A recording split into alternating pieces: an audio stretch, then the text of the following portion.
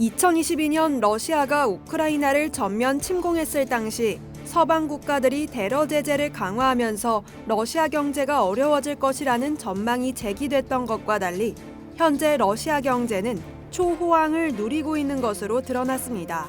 푸틴 대통령이 군인들의 급여를 대폭 인상하면서 러시아 군인들이 전장에서 벌어들인 돈이 내수 경제로 흘러들어와 소비붐이 일고 있기 때문인데요. 우크라이나 전쟁이 발발한 이후 러시아에서는 자원 입대하는 것이 돈을 빨리 많이 벌 수 있는 지름길이 되고 있는 상황입니다.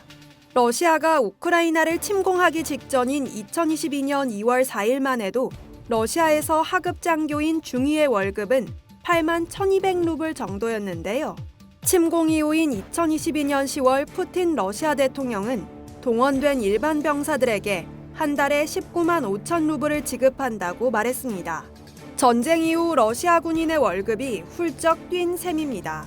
영국 국방부에 따르면 러시아 군인들의 월급은 꾸준히 올라 작년 여름에는 러시아 하급 군인 대부분이 매달 20만 루블을 넘게 받는 것으로 알려졌습니다.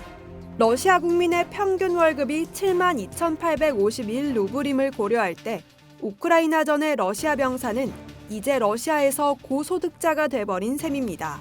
이에 더해 지난달 러시아 정부는 모스크바 출신 군인들을 대상으로 첫 해 동안 약 520만 루블의 연봉을 제공할 것이라고 밝혔는데요.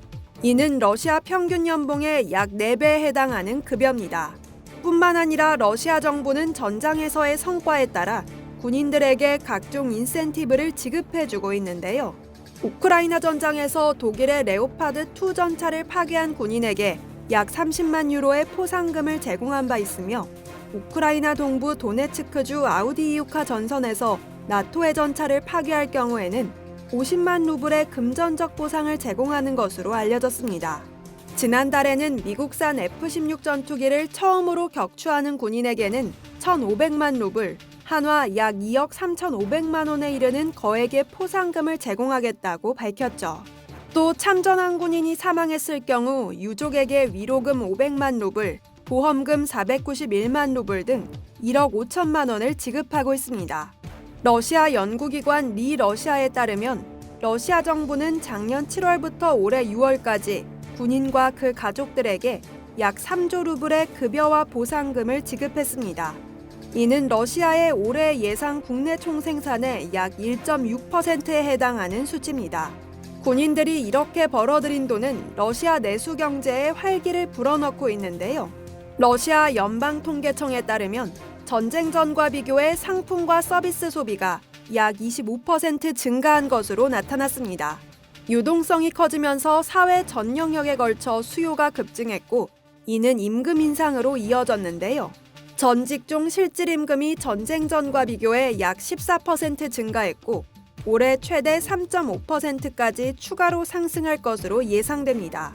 실질 가처분 소득도 3% 증가할 것으로 전망되며 2022년 7에서 8%에 이를 것으로 예상됐던 실업률은 올해 2.6%를 보이며 소련 붕괴 이후 가장 낮은 수치를 기록했습니다. 이상 여의도튜브였습니다.